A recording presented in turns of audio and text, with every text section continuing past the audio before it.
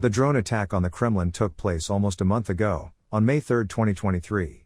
Do you remember that 3 days later, on May 6, Ukraine's Director of Military Intelligence, Budanov, was reported to have said the following? "We will keep killing Russians," Ukraine's military intelligence chief vows. This article was a summary of an interview with Budanov by Yahoo News. It was also covered by several independent media outlets on YouTube, but I can't find it now for some reason. This is a short report by South American media. Russian presidential spokesman Dmitry Peskov described as monstrous the recent statements of the head of the Ukrainian military intelligence, Kirill Budanov, who vowed that Kiev forces will continue to kill Russians anywhere in the world until the complete victory of his country. At a press conference, Peskov pointed out that Mr. Budanov's statements are direct proof that the Kiev regime not only finances terrorist activities, but is the direct organizer of those acts.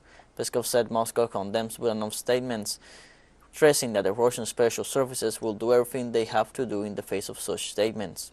Peskov stressed that the Ukrainian military intelligence chief's comment proves once again how right the decision was to launch the operation in Ukraine. This may have been buried between the drone attack on the Kremlin and the coverage of Russia's Victory Day. Yahoo News actually interviewed Budanov on April 24, more than a week before the drone attack on the Kremlin. "They've been trying to charge me with terrorism since 2016, Major General Kirill Budanov, the chief of the main directorate of intelligence of the Ukrainian Ministry of Defense, said. But I want to begin by saying that the things they call terrorism, we call liberation. And this began not because I went mad and started killing people in Moscow. It happened because they invaded our country back in 2014. They refers to the Russian government.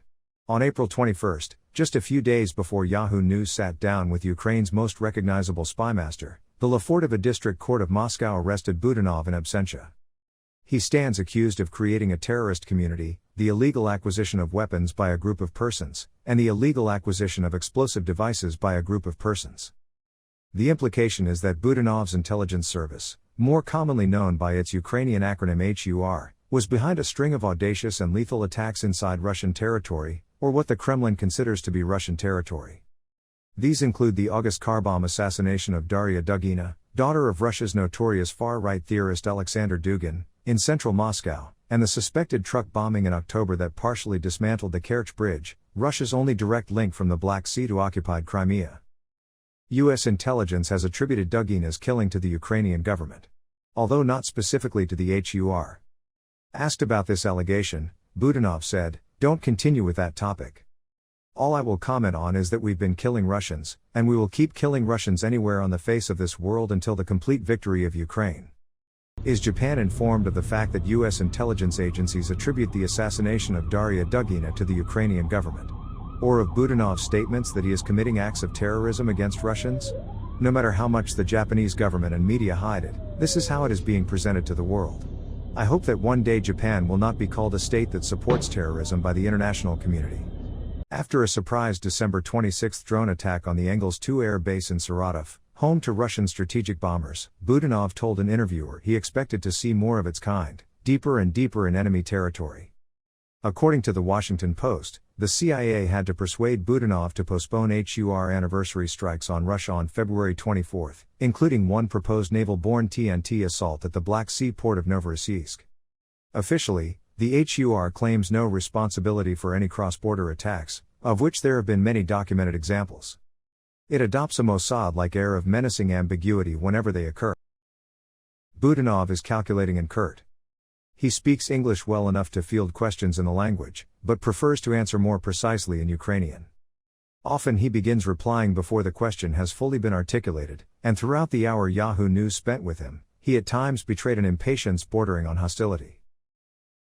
Some of his more eyebrow-raising claims, that Putin is terminally ill with cancer and other ailments, or that the Putin shown in photographs or on television is a body double, have a whiff of psychological warfare to them.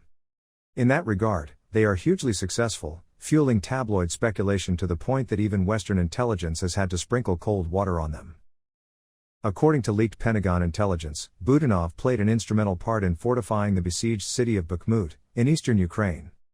For months, the Russians have been devoting enormous resources and manpower into capturing the city, in itself of limited strategic significance, but symbolically a large prize for Moscow. Ukraine's policy has been to bleed the Russians there for as long as possible in order to weaken, their defensive capability when Kyiv presses its counteroffensive in the next few weeks.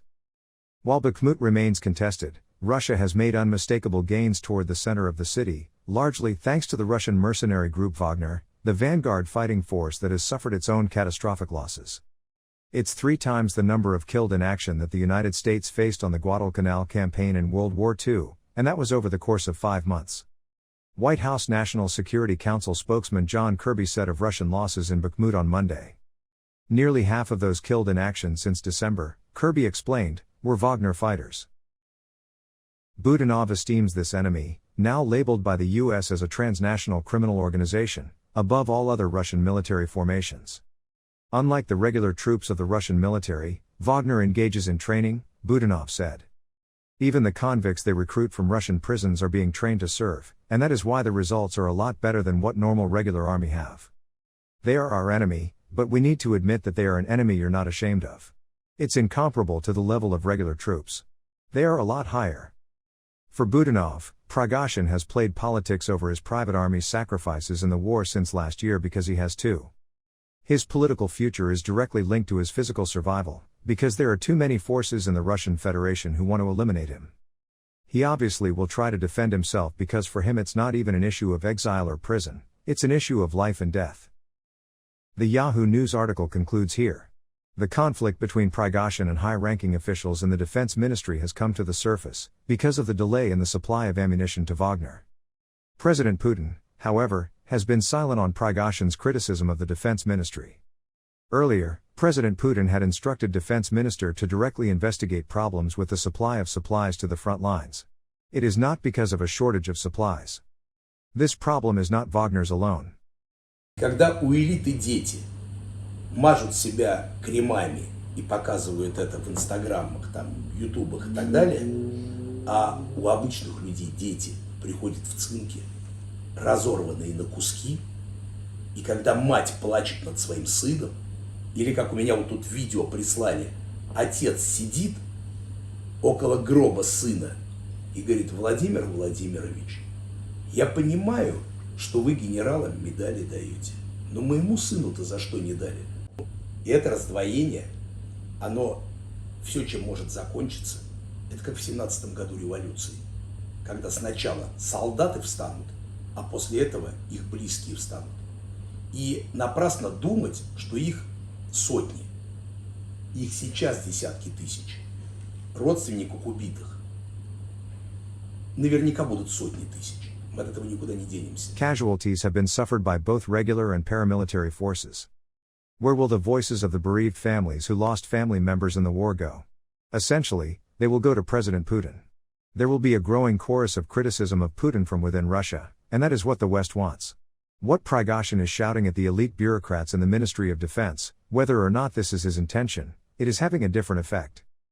Я рекомендую элите Российской Федерации: соберите, сука, своих отроков, отправьте их на войну. И когда вы пойдете на похороны, когда вы их начнете хоронить, то люди скажут: теперь все справедливо.